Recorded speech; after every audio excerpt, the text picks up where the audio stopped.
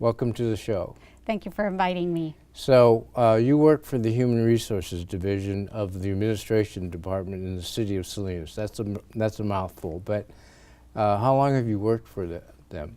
I've been with the City of Salinas for almost 9 years. I started 9 years ago as the Risk and Benefits Analyst, and I've been in the Human Resources Officer role for approximately 5 years now. Wow. So give us a little background on what Human Resources does for the city and how you interact with departments and the public. The Human Resources Division is a very small unit. We have approximately 5 full-time staff, and that includes myself, and together we oversee the HR functions for the entire city. That includes recruitment and classification, benefits administration, employee relations items, and we try and assist with employee development, bringing training opportunities into the city, and helping facilitate employee educational advancement by helping administer employee benefits that involve education opportunities. Wow, that's a lot of work for 5 individuals. So how many approximately city employees does the city have that you're responsible for in some way? We provide services for all city employees. That includes full-time, regular, and temporary employees. And we have approximately 720 employees in the city. Wow. So it's a continuous process every day, training, working with them on specific issues that might affect their employee condition or workplace, and all the things that go with benefit and salary review and evaluations. Yes, every single day there is employee benefit issues, or not issues, but employee benefit changes, what we call life events. So that requires that we administer and enroll employees in the appropriate health plans, ensure that they receive benefits that they're entitled to, whether it's health benefits or Family Medical Leave Act leave benefits, employee accommodation. We work with the departments in facilitating the promotional processes. So every day we have personnel transactions taking place, whether it's a new hire, a separation, a retirement, a transfer. There is always some sort of transaction taking place. Wow. So right now, it seems like, at least during this period, you're heavily involved in labor relations and labor negotiations. Yes, I'd say for the past year, we've been working with the various labor units, negotiating contracts. We have approximately what I would call 11 different units throughout the city, and that includes department directors, our public safety groups, police, fire. We have our management groups, our SEIU units, and we've been in discussions with all of those groups during the past year. Wow.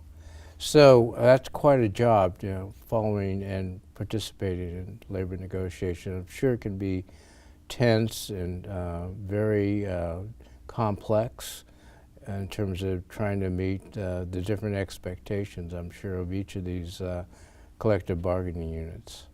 Yes, it has been. Every unit, although we provide a lot of similar benefits to all of the different units in the city, each unit has its own unique provisions in their compensation plans, in their memoranda of understanding.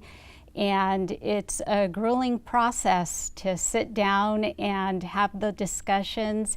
We're trying to ensure that the employees receive the benefits that the city is able to provide for them, and likewise Employees are also hopeful that there's always going to be an enhancement of a benefit or an increase in the cost of living, and working through those items is a grueling process. Right. Managing expectations can be a very difficult job. Yes. So is that function perhaps your most difficult in terms of the Human Resources Division, or there are even more, I assume, tougher issues that you may face with employees? That is definitely one of the most challenging aspects of human resources.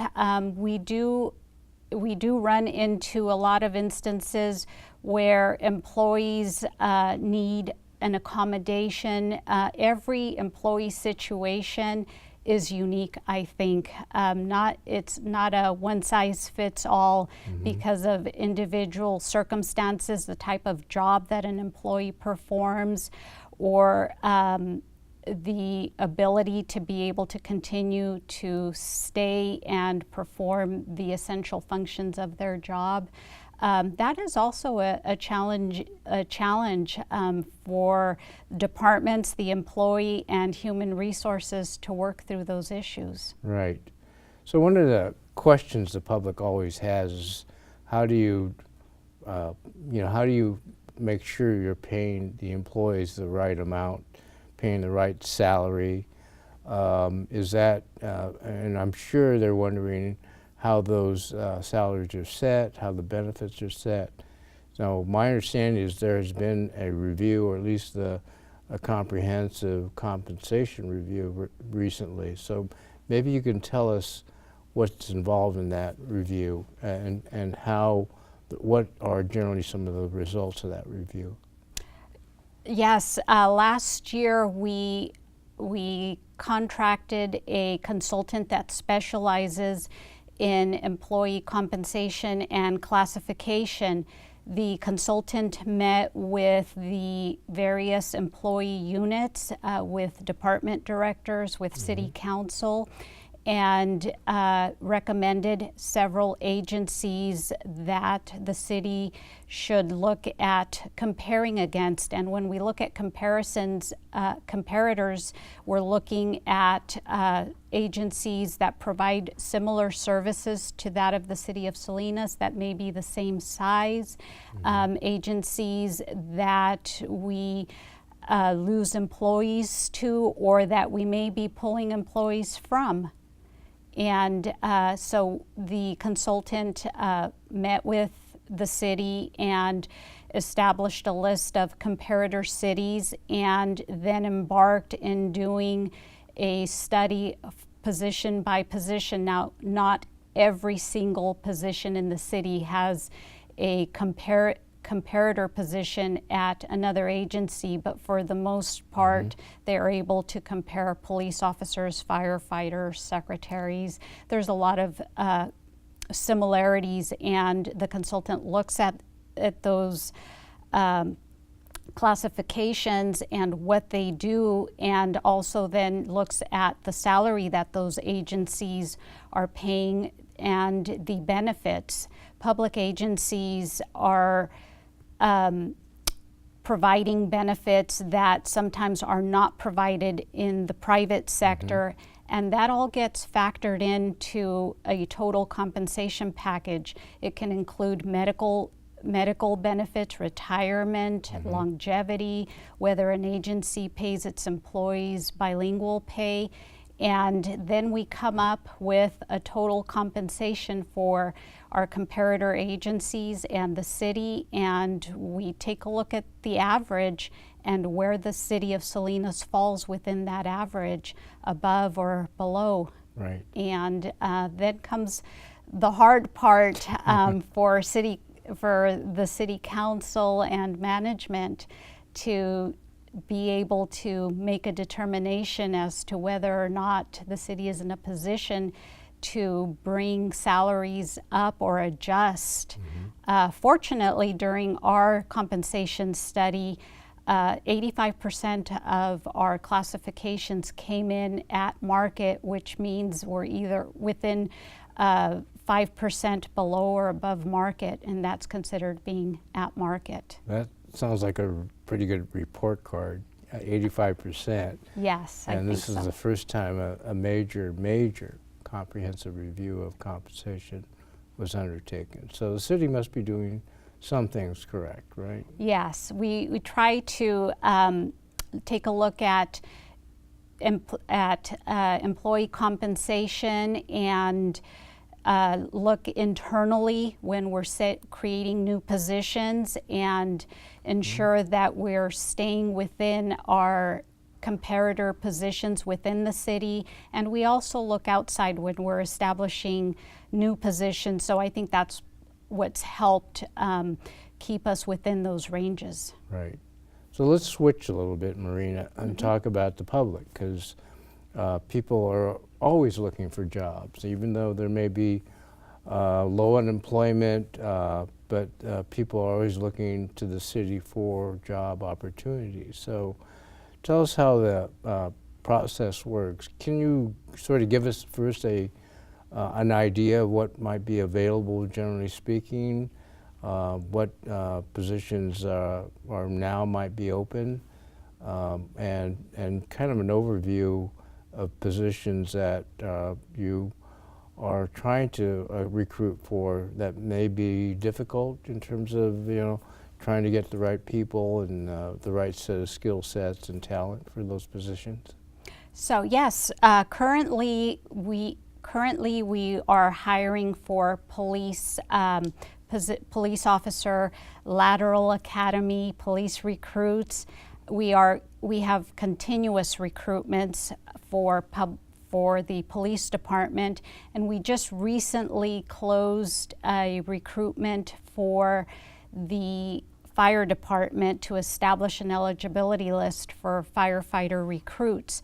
I think we were very successful and had a large application pool and just got through the written examination process. So those are two departments that can be very challenging to fill for because of the rigorous testing process that they have to go through and the background process. But we are also continuously recruiting for our library department. We're continuously hiring librarians and recently had a recruitment for senior librarians, and we'll be opening that again very soon. In our Public Works Department, last year we had several positions within the Public Works Department that we recruited for, and we're continuing to recruit. I would like to share that anyone that's interested in looking for employment with the City of Salinas, that they visit our website. Human Resources always has our current recruitments listed on our website. We have them posted at City Hall, and we advertise all of our recruitments with CalOps at calops.org, where applicants can view all of the positions that are open within the city, review the job bulletins, and learn about what the position involves, the salary, and to some extent some of the benefits.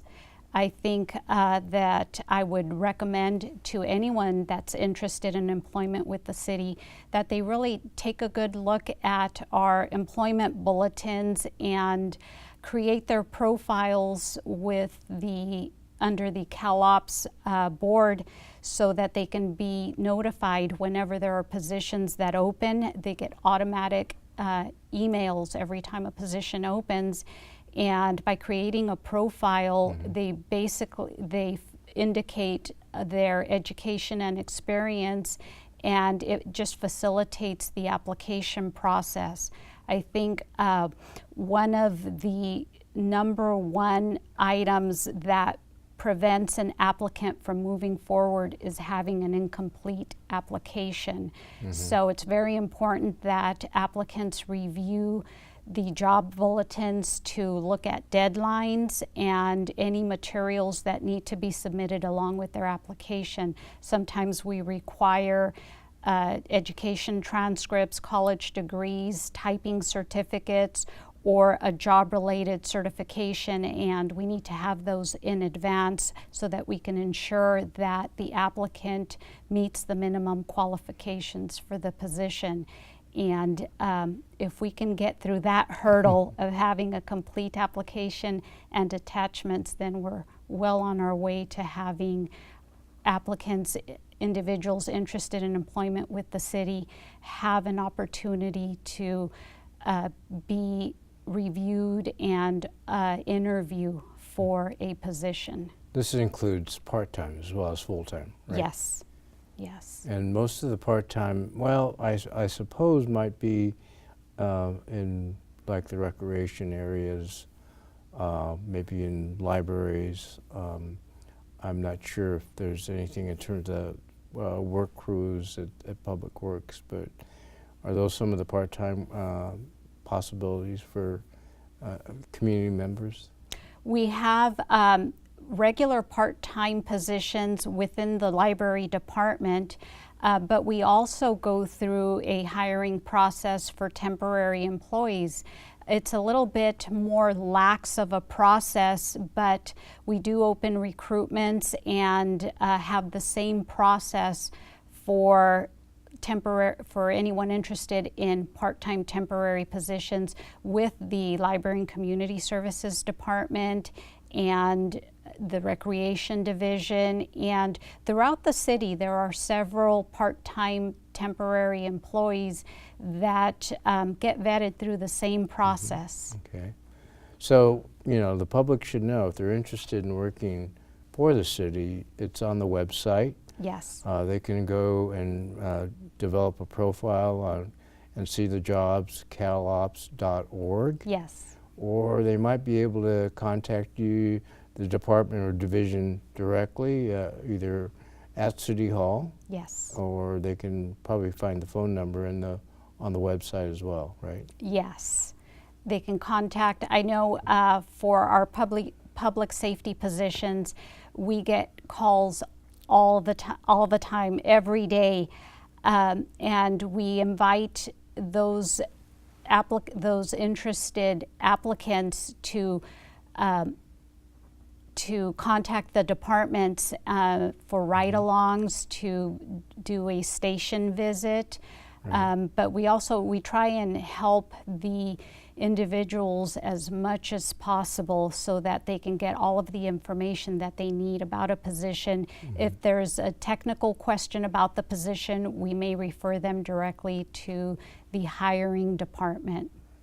Do you work a lot with the higher education community and as well with the high schools in terms of recruiting and having maybe job fairs and open houses? Yes, as a matter of fact, over the past 2 years, we have made a concerted effort to participate in as many job fairs in the local area as possible.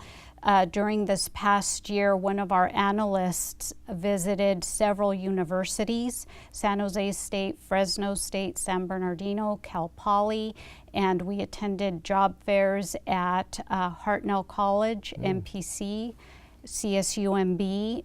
We went to Oakland to the Chamber of Commerce job fair that was held in Oakland late last year. So we're trying to make a concerted effort to reach out to the local community colleges and universities to promote all city positions, internships, and volunteer opportunities. Right. So let's say an applicant gets called.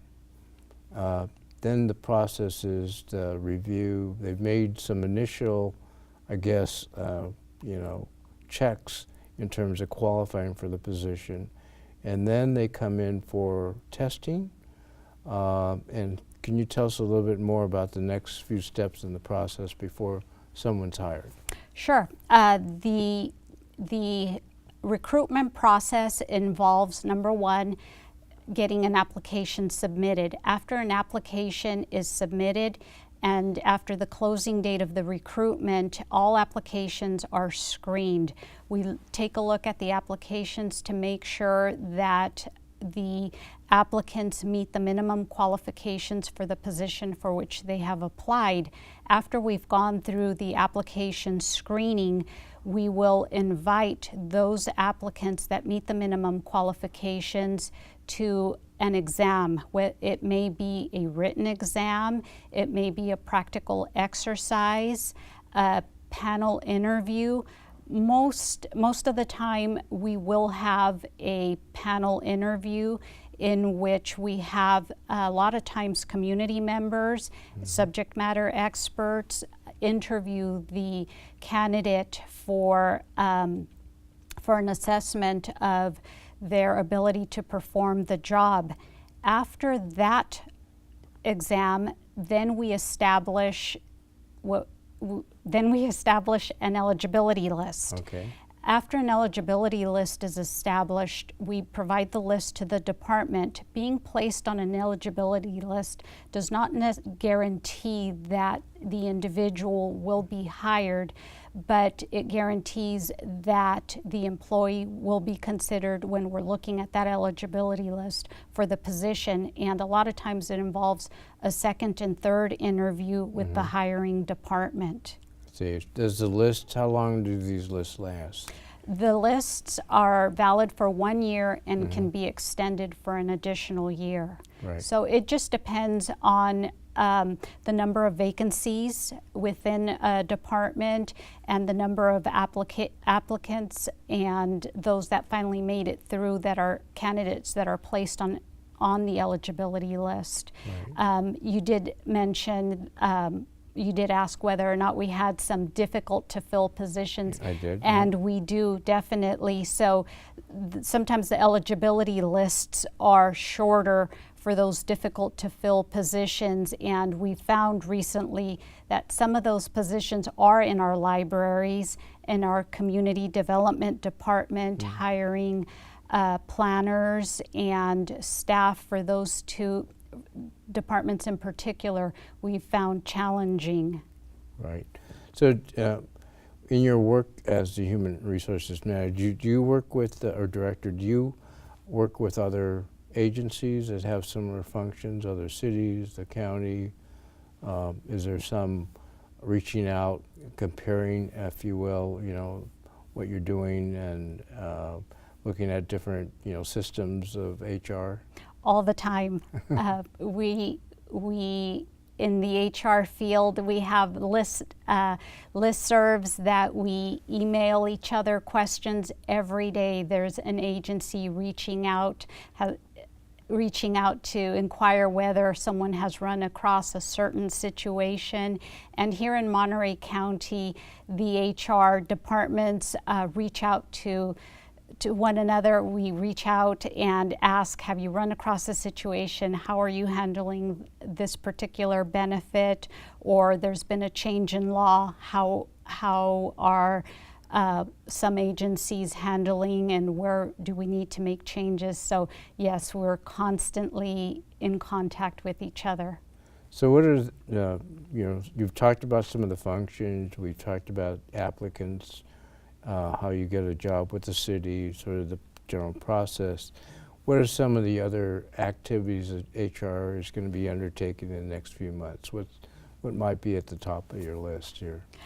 Definitely classification review. Okay. We have several positions that departments have asked us to review and make an assessment as to whether or not the essential functions of those jobs have changed, or whether we have employees that are now working outside of their classification. So that's one of the items that's high on my priority list. Great. So we want to welcome you for being with us today. It's a fascinating topic, at least to me, but a very difficult and complex, the sort of care and feeding of our employees, and then making government accessible to the public by, showcasing the jobs and attracting talent and experience where the city needs it. it's all important, as it seems to me, is to make a great workforce and to provide those outstanding services the city does provide in terms of its work with the community. So I want to thank you again, Marina. Thank you, Ray, for inviting me. You're welcome.